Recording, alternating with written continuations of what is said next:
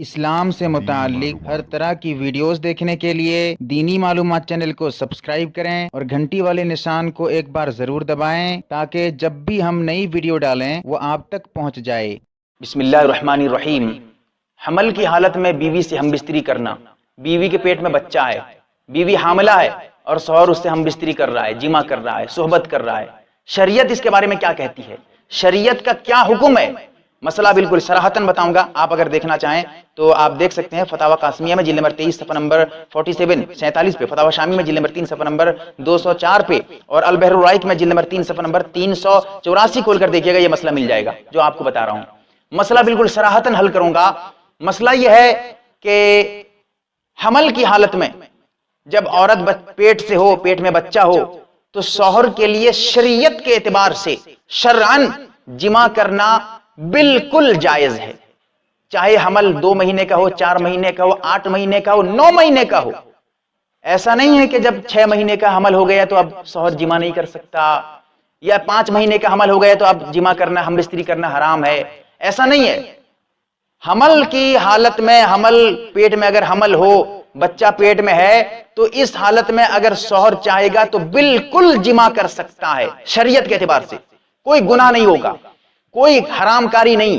لیکن یاد رکھیں، ڈاکٹر جب منع کر دے، جس مہینے سے ڈاکٹر بتا دے کہ اب اس مہینے کے بعد سے، 8 مہینے کے بعد سے، ڈاکٹر بتاتا ہے اتنے مہینے کے بعد سے اب بیوی سے مت ملنا، کیونکہ ہو سکتا ہے کہ حمل کو نقصان ہو، بچہ گر جائے، یا پھر جو ہے بچے کو نقصان ہو، تو اسی لیے اس وقت سے رک جانا چاہیے، بچنا چاہیے، جمع نہیں کرے، بچ جائے۔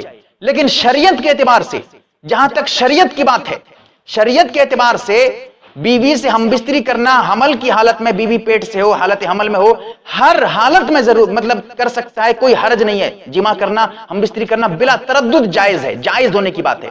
جہاں تک ڈاکٹری کی بات ہے، جن تاریخوں سے، جن مہینوں سے ڈاکٹر آپ کو منع کر دے، اس تاریخ سے رک جائیے۔ یہ آپ کے فائدے کے لیے ہے، آپ کے بچے کے فائدے کے لیے ہے، مناسب ہے، لیکن شریعت کے اعتبار سے جائز ہے، جائز ہونے میں کوئی حرج نہیں ہے۔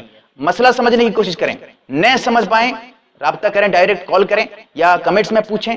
اللہ تعالیٰ سے دعا کریں، اللہ تعالیٰ صحیح بات سمجھنے کی توفیق عطا فرمائے۔ بار بار سنیں، نہ سمجھ پائیں، لیکن یاد رکھیے گا غلط مسئلہ مت سمجھیے گا۔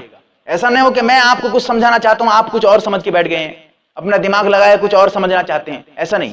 جتنا سمجھایا جا رہا ہے اتنا ہی سمجھیں، اور جو سمجھ میں نہ آئے بار بار سنیے، پھر بھی نہ سمجھ میں آئے تو رابطہ کریے۔ اللہ تعالیٰ بات سمجھنے کی توفیق عطا فرمائے، آمین یا رب اصلاح العالمین۔ امت کے لیے یوٹیوب پر چلایا جانے والا دینی تربیتی و اصلاحی چینل، آپ اس دینی معلومات چینل کو سبسکرائب کریں، گھنٹی والے نشان کو ایک بار ضرور دبائیں۔ اگر آپ مسئلہ مسائل پوچھنا چاہیں تو کمنٹ میں ضرور پوچھیں، اس کا جواب مستقل ویڈیو بنا کر دیا جائے گا۔ اس کے علاوہ اس چینل میں علماء کرام کے بیانات، حمد و نعت، خوابوں کی تعبیریں، اکابر کے مجرب وظائف اور اسلام سے متعلق ہر طرح کی ویڈیوز پا سکتے ہیں۔